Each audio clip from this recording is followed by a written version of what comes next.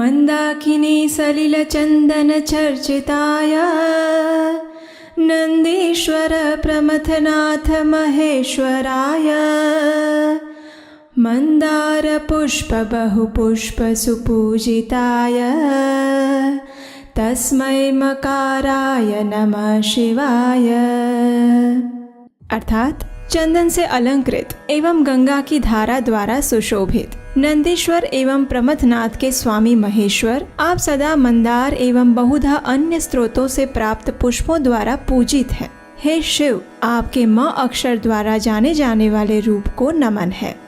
हरे कृष्ण। इस पवित्र श्रावण मास में भगवान शिव की महिमा का गान करती हुई इस ज्योतिर्लिंग कथा यात्रा में आप सबका स्वागत है। इस पवित्र श्रावण मास में भगवान महादेव के सुंदर चरित्र का वर्णन सुनना और पढ़ना चाहिए और ऐसे परम वैष्णव भगवान शंभू के नागेश्वर ज्योतिर्लिंग की कथा आज हम श्रवण करेंगे। गुजरात के पश्चिमी समुद्र तट पर स्थित द्वारिका में ये ज्योतिर्लिंग स्थापित है। विशाल परिसर में फैले हुए इस ज्योतिर्लिंग की कथा अत्यंत सुंदर है। आइए अब हम देखते हैं कि आखिर इस ज्योतिर्लिंग का प्रादुर्भाव कैसे हुआ। ये वर्णन हमें मिलता है शिव पुराण से।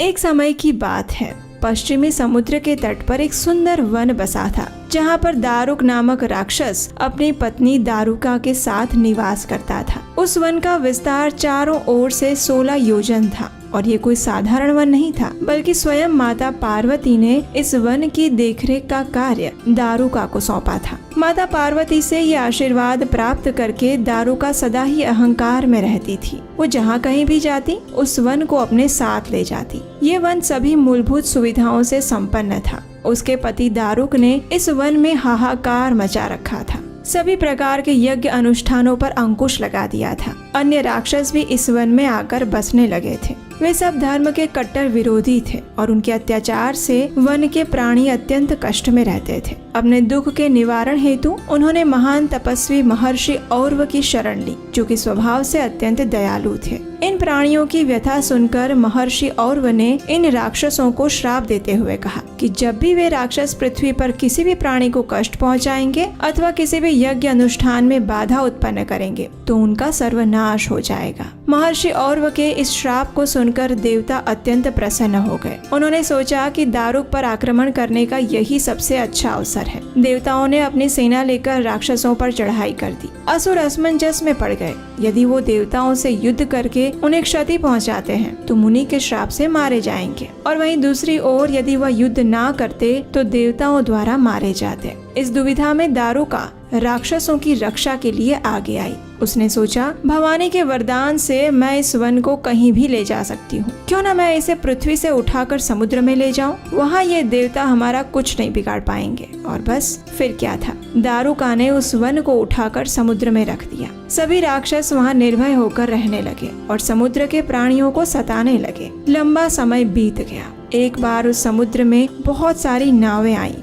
जिनमें मनुष्य सवार थे। वास्तव में वह सुप्रिय नामक एक व्यापारी का समुद्री कारवां था। सुप्रिय अत्यंत सदाचारी, भस्म रुद्राक्षधारी और परम शिव भक्त था। प्रतिदिन भगवान शिव की पूजा अर्चना किए बिना वह अन्न का एक दाना भी अपने मुंह में नहीं लेता था। भगवान शिव भी अपने इस प्राण प्रिय भक्त को दर्शन देते थे। उसने अपने सभी साथियों को भी भगवान शिव की आराधना करना सिखा दिया था। राक्षसों ने उन सभी नावों पर आक्रमण करके उनमें सवार सभी लोगों को बंदी बना लिया। कारागृह में रहते हुए भी सुप्रिय का विश्वास नहीं डगमगाया। उसने अपनी तपस्या जारी रखी। बंदी गृह में भी सभी लोग ओम नमः शिवाय मंत्र का जप करते रहे। जब दारुक को इस बात का पता चला तो उसने सुप्रिय को डराना और धमकाना शुरू कर दिया। उसके अत्याचार से आहत होकर सुप्रिय ने भगवान शिव से प्रार्थना की कि वे उन सब की रक्षा करें। भक्त की करुण पुकार को सुनकर भगवान को तो आना ही था। सुप्रिय को क्रंदन करते देख भगवान शिव वहां तत्काल प्रकट हुए और आश्चर्य की बात ये थी कि उनके साथ साथ एक 4 दरवाजे वाला मंदिर भी प्रकट हुआ, जिसके मध्य में एक दिव्य ज्योतिर्लिंग प्रकाशित हो रहा था। उस भव्य मंदिर में शिव परिवार के सभी सदस्य भी विराजमान थे।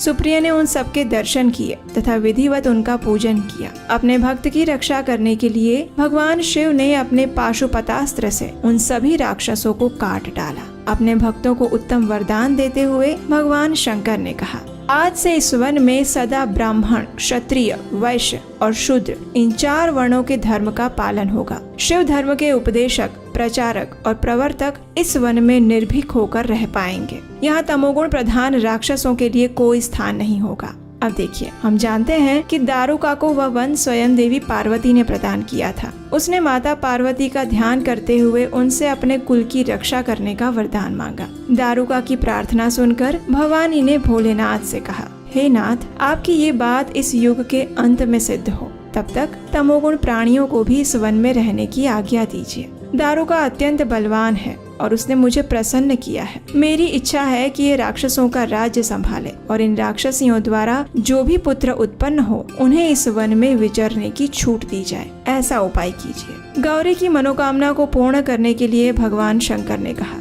हे देवी, मैं इस वन में सदा निवास करूंगा। जो भी पुरुष मेरा दर्शन करेगा वह चक्रवर्ती सम्राट बनेगा। कलयुग के अंत और सतयुग के आरंभ में महासेन का पुत्र वीरसेन इस धरती पर जन्म लेगा, जो मेरा परम भक्त होगा और मेरे दर्शन करके वह चक्रवर्ती सम्राट बनेगा। इस प्रकार भगवान शिव उस वन में नागेश्वर नाम से विख्यात हुए और देवी पार्वती नागेश्वरी के नाम से विराजमान हुई। ये पवित्र स्थल गुजरात की द्वारिका नगरी से 17 किलोमीटर दूर स्थित है। इस मंदिर का शिवलिंग त्रिमुखी रुद्राक्ष के आकार का है और चांदी के नाग के फन से सुरक्षित है। ये कोई साधारण तीर्थ स्थल नहीं है। कहते हैं कि शंकराचार्य जी ने यहाँ कालिका पीठ में अपने पश्चिमी मठ की नींव रखी थी। मंदिर का डिजाइन मानव शरीर के ढांचे का प्रतीक है। महाद्वार पैरों का प्रतिनिधित्व करता है। भगवान हनुमान और गणेश जी की 2 मूर्तियों के बीच स्थित प्रवेश द्वार मानव शरीर के हाथों का प्रतीक है। सभा मंडप, प्रार्थना सीट वाला एक हॉल शरीर का पेट और छाती है। अंत में गर्भगृह में स्थित केंद्रीय शिवलिंग शरीर का सिर है। इस मंदिर तक पहुंचने के लिए आप द्वारिका तक रेल मार्ग अथवा सड़क मार्ग से जा सकते हैं और इसके आगे बस का सफर तय करके नागेश्वर महादेव के मंदिर तक पहुंचा जा सकता है। भगवान आशुतोष के विषय में स्कंद पुराण में कहा गया है कि महादेव थोड़े से बिल्व पत्र पाकर भी संतुष्ट रहते हैं। फल और जल अर्पण करने से भी प्रसन्न होते हैं। भगवान शिव अपने नाम के अनुरूप ही सभी के लिए कल्याणमय हैं। वे इस जगत में जीव मात्र को सौभाग्य प्रदान करने वाले हैं। ये एक हैं, महान है, ज्योति स्वरूप है, अजन्मा परमेश्वर महात्मा शिव, निरंजन, नित्य युक्त, निरीह, निर्विकल्प, व्यवधान शून्य, निर्गुण, निर्विकार, निर्बाध एवं कार्य और कारण सबसे परे हैं। वे निष्काम, निराधार और सदैव नित्य मुक्त हैं। ब्रह्मा जी स्वयं मणिमय शिवलिंग का पूजन करते हैं। इंद्रदेव रत्नमय शिवलिंग की उपासना करते हैं। चंद्रदेव मुक्तामय और सूर्य देव ताम्रमय शिवलिंग की पूजा करते हैं। तो ये थी आज की श्रावण मास विशेष नागेश्वर ज्योतिर्लिंग की कथा। ये कथा आपको कैसी लगी ये हमें नीचे कमेंट बॉक्स में लिखकर बता सकते हैं और ऐसी ही कथाओं को आने वाले समय में सुनने के लिए आपके अपने इस चैनल को भी सब्सक्राइब कर सकते हैं। तो चलिए इस श्रावण मास में भगवान नागेश्वर महादेव से यही प्रार्थना करते हैं कि वे हमें सात्विक बुद्धि